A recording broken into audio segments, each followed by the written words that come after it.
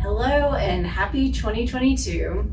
Now that we're at the start of a new year, we thought we'd take a moment to talk a little bit about what we see coming for this next year.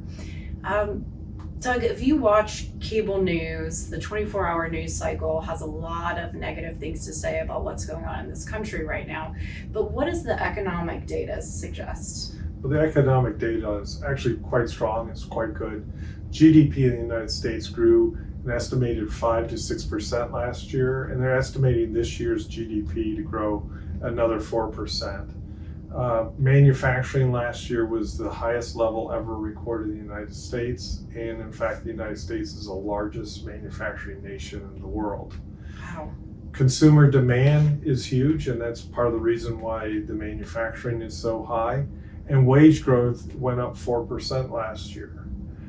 Now, the unemployment rate is down at 4.2%. We're considered fully employed at 4.5%, and they're estimating by 2023, we're going to actually go to levels of unemployment that we haven't seen in over 7 decades, the lowest level of unemployment in quite some time. And so part of that is the birth rate, correct? Because we are experiencing a level of birth rate that we haven't seen since 1937, meaning it's very low. It's the lowest birth rate since. What is a combination of birth rate and migration. So the overall growth of the United States last year was a dismal 0.01%. And of course, that's going to be a problem with unemployment. And that's some of the, in other words, we're going to run out of workers in the United States, and that could slow down the economy. But there's other negative things that we should probably talk about that could be stuff that slows down the economy. Certainly the labor shortage is a huge piece. Also inflation, we've seen a good bit of that last year. This year we anticipate inflation continuing to be at unusually high levels.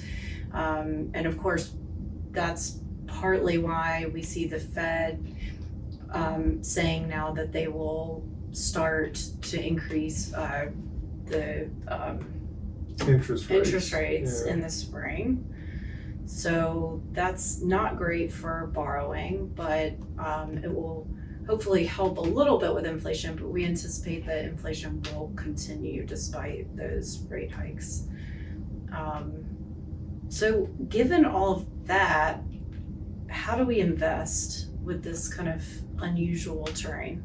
Well, we're kind of on the same theme that we've been saying for the last year. Stocks will be the best place to invest, and specifically it looks like the US stocks will be the best because the United States is leading all other nations in economic growth right now. Commodities will do well in a high inflation area, and real estate, not so much residential real estate because we kind of think that's peaking, but commercial real estate will be a good place to invest. Now, on the other side, cash will not be king.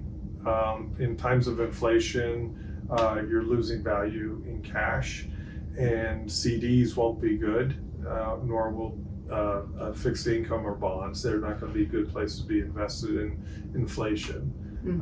So that's kind of what we think is going to happen in this year for investments. So that's all we have for today. As always, please give us a call if you have any questions.